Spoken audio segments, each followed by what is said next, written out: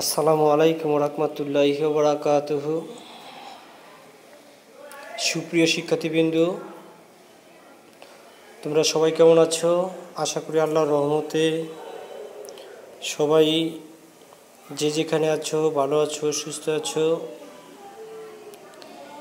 মহামারীর এই অবস্থায় যার যার অবস্থানে থেকে ভালোভাবে পরিষ্কার পরিচ্ছন্ন থাকার চেষ্টা করবে।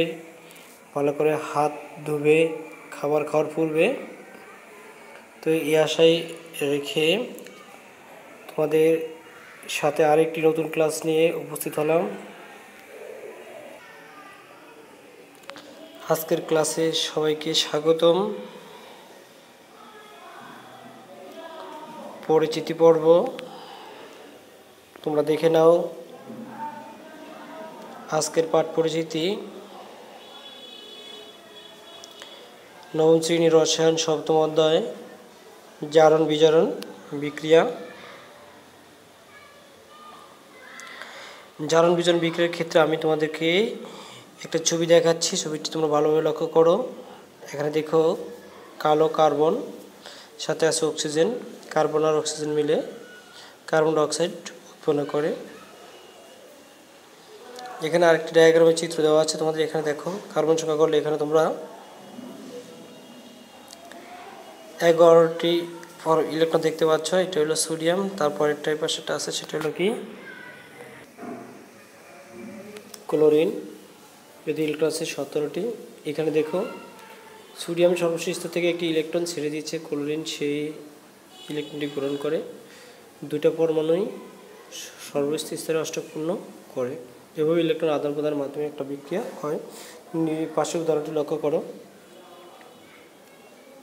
জারণ, এখানে মিথেন আর অক্সিজেনের সাথে বিক্রিয়া করে কার্বন ডাই অক্সাইড আর পানি দেখাচ্ছে। এখানে জারণ কোনটি জারণ কোনটি বিজারণ আলাদা আলাদা চিহ্নিত করা আছে। এক কথা হলো ইলেকট্রন আদান প্রদানের মাধ্যমে যে বিক্রিয়া হয় সেটা হলো জারণ বিজারণ বিক্রিয়া। তাহলে আজকের পাঠ জারণ বিজারণ বিক্রিয়া নিয়ে আলোচনা করা। আজকের পাঠ শেষে তোমরা যা শিখবে তাহলে গিয়ে ভৌত পরিবর্তন রাসায়নিক পরিবর্তন পার্থক্য করতে পারবে। জারণ বিজারণ বিক্রিয়া কী তা বলতে পারবে। জারক বিজারক ও জারণ সংখ্যা কী তা ব্যাখ্যা করতে পারবে। বিভিন্ন যৌগে মৌলের জারণ সংখ্যা নির্ণয় করতে পারবে। জারণ বিজারণ বিক্রিয়া বিশ্লেষণ করতে পারবে।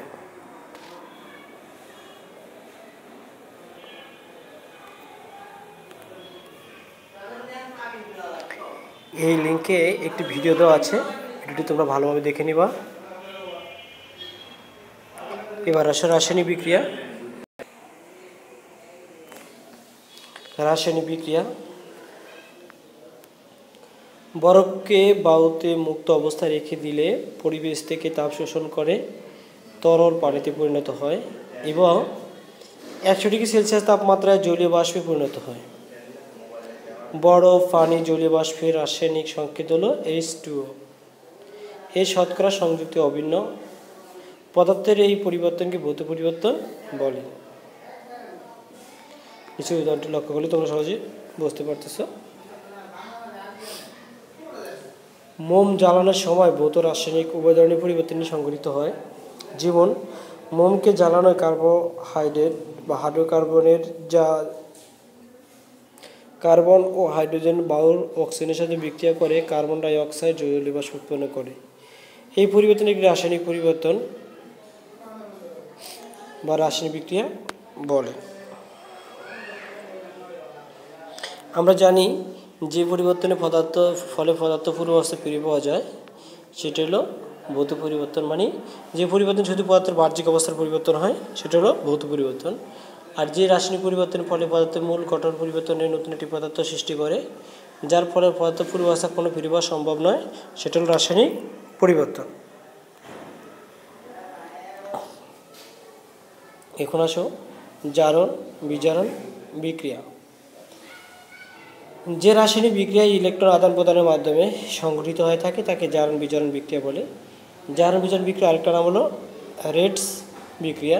যেমন এখানে দেখো ম্যাগনেসিয়ামের সাথে ক্লোরিন বিক্রিয়া করে ম্যাগনেসিয়াম ক্লোরাইড উৎপন্ন করেছে, এটি একটি জারণ বিজারণ বিক্রিয়া। এখানে ম্যাগনেসিয়াম তার সর্বশেষ স্তর থেকে দুটি ইলেকট্রন ত্যাগ করে ক্লোরিন পরমাণু সে দুটি ইলেকট্রন গ্রহণ করে। এখানে জারক ম্যাগনেসিয়াম। জারকটা কি? রাসায়নিক বিক্রিয়ায় যে বিক্রিয়ায় ইলেকট্রন গ্রহণ করে তাকে জারক বলে। এখানে ক্লোরিন ইলেকট্রন গ্রহণ করছে, ক্লোরিন হলো জারক। আবার বলছি, রাসায়নিক বিক্রিয়া যেই বিক্রিয়া ইলেকট্রন গ্রহণ করে তাকে বলা হয় জারক। যেমন সকল অধাতু জারক। এই বিক্রিয়ায় ক্লোরিন, উপরোক্ত বিক্রিয়াটি ক্লোরিন ইলেকট্রন গ্রহণ করছে তাই ক্লোরিন হলো জারক। বিজারক এটা বিপরীত হবে। রাসায়নিক বিক্রিয়া যেই বিক্রিয়া ইলেকট্রন বর্জন করে তাকে বিজারক বলে। যেমন সকল ধাতু বিজারক। উপরোক্ত বিক্রিয়ায় দেখো ম্যাগনেসিয়াম একটি ধাতু, ম্যাগনেসিয়াম ইলেকট্রন ত্যাগ করছে তাই ম্যাগনেসিয়াম একটি বিজারক।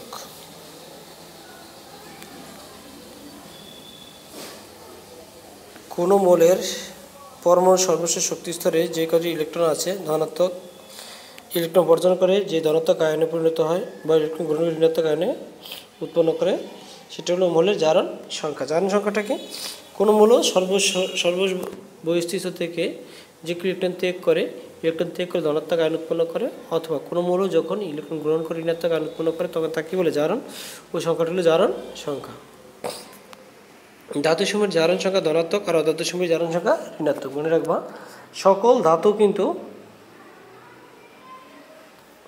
ইলেকট্রন বর্জন করে, আর যদি ইলেকট্রন বর্জন করে তাহলে ধাতুসমূহ ইলেকট্রন কি ধনাত্মক আর অধাতুসমূহ ইলেকট্রন গ্রহণ করে, তাই অধাতুসমূহের জারণ সংখ্যা কী হবে? যেহেতু ইলেকট্রন গ্রহণ করে তাই ঋণাত্মক।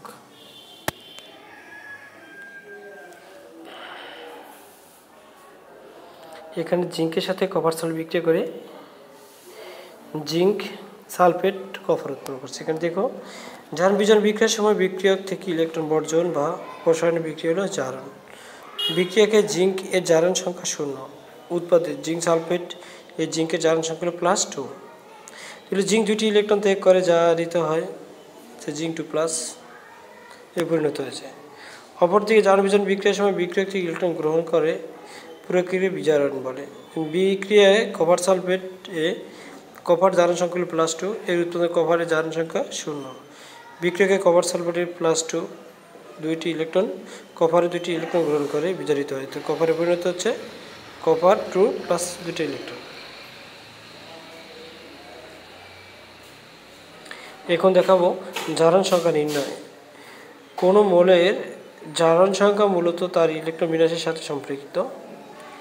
একটি যৌগের কোনো মৌলের জারণ সংখ্যা যৌগের বিদ্যমান অন্যান্য মৌলের জারণ সংখ্যার উপর নির্ভরশীল। যৌগের কোনো একটি মৌলের জারণ সংখ্যা নির্ণয় করার জন্য যৌগের বিদ্যমান অন্য মৌলের পরিমাণ জারণ সংখ্যা ব্যবহার করা হয়। নিম্নে কিছু মৌলের আয়ন ও যৌগের পরিমাণ জারণ সংখ্যা দেওয়া হলো। এখানে লক্ষ্য করো, ধাতুসমূহের জারণ সংখ্যা ধনাত্মক আর অধাতুসমূহের জারণ সংখ্যা হলো কি ঋণাত্মক। সোডিয়াম ক্লোরাইড সোডিয়ামের জারণ সংখ্যা +1, ক্লোরিনের জারণ সংখ্যা হলো -1। নিরপেক্ষ পরমাণু বা মুক্ত মোলের জারণ সংখ্যা সব সময় 0 হয়। যেমন এখানে দেখে নাও, Fe আয়রন হাইড্রোজেন 0, জারণ সংখ্যা মুক্ত মোল নিরপেক্ষ ধর্মমূলের জারণ সংখ্যা 0 থাকে।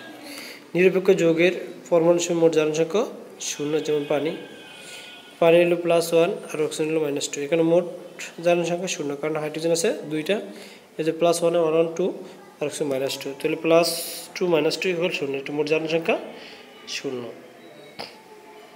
আধান বিশিষ্ট আয়ন পরমাণু সমূহের মোট জারণ সংখ্যা আধান সংখ্যার সমান হয়। যেমন সালফাইড মূলকের জারণ সংখ্যা হলো -2, অ্যামোনিয়াম মূলকের জারণ সংখ্যা হলো +1, ক্ষার ধাতুসমূহের জারণ সংখ্যা হলো +1। এখানে তোমাদের বইতে একটা মেনুতে 4টা দেওয়া আছে। পটাশিয়াম ক্লোরাইড, পটাশিয়াম কার্বনেটে কে মানে কেতে পটাশিয়ামের জারণ সংখ্যা হলো +1, মৃৎক্ষার ধাতুসমূহের জারণ সংখ্যা হলো +2, যেমন ক্যালসিয়াম অক্সাইড, ম্যাগনেসিয়াম সালফাইড। ক্যালসিয়ামের জারণ সংখ্যা হলো +2, ম্যাগনেসিয়ামের জারণ সংখ্যা হলো +2। এগুলোর মৃৎক্ষয় ধাতু। অধিকাংশ যৌগে হাইড্রোজেনের জারণ সংখ্যা +1, কিন্তু ধাতব হাইড্রাইডের জারণ সংখ্যা -1। যেমন অ্যামোনিয়া, হাইড্রোজেন এখানে +1, লিথিয়াম, অ্যালুমিনিয়াম, এখানে হাইড্রোজেন জারণ সংখ্যা হলো অ্যালুমিনিয়াম অক্সাইড হাইড্রেট, এখানে হলো -1।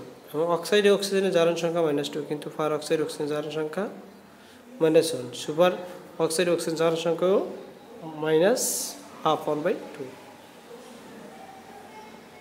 এখন দেখো এখানে উদাহরণটি দেওয়া আছে নিচে।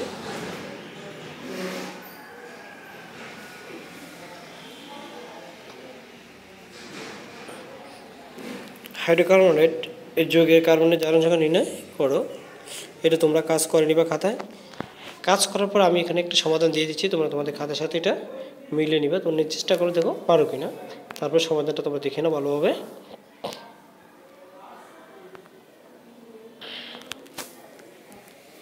এখানে হাইড্রোকার্বনের কার্বনের জারণ সংখ্যা ধরছি x, যেহেতু কার্বনের জারণ সংখ্যা বের করো। হাইড্রোজেনের সংখ্যা +1, অক্সিজেনের -2। মোট নির্ভরযোগ্য যৌগের মোট জারণ সংখ্যা হলো 0, তো ইকুয়াল মানটা বসে দিলাম।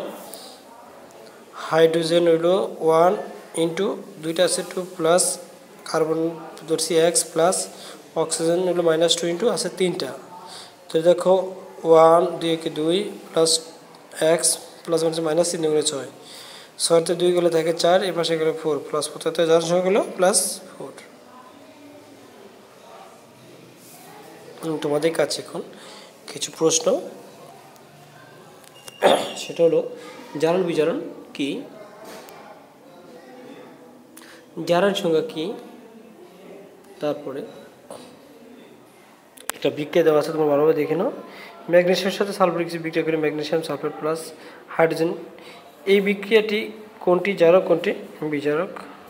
আরেকটি হলো 4 নম্বরে H2O পানি এর জারণ সংখ্যা কত। এটা তোমরা নিজেরা খাতায় করবা। তোমাদের বাড়ি কাজ, দুইটি পদার্থের মধ্যে সংঘটিত রাসায়নিক বিক্রিয়ার কতগুলো বিষয়ের উপর নির্ভর করে।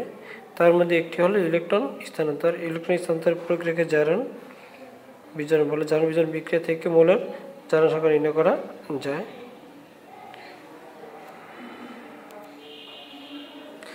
এই সৃজনশীলটা তোমরা ভালোভাবে দেখে নাও, বাসায় করে নিবা।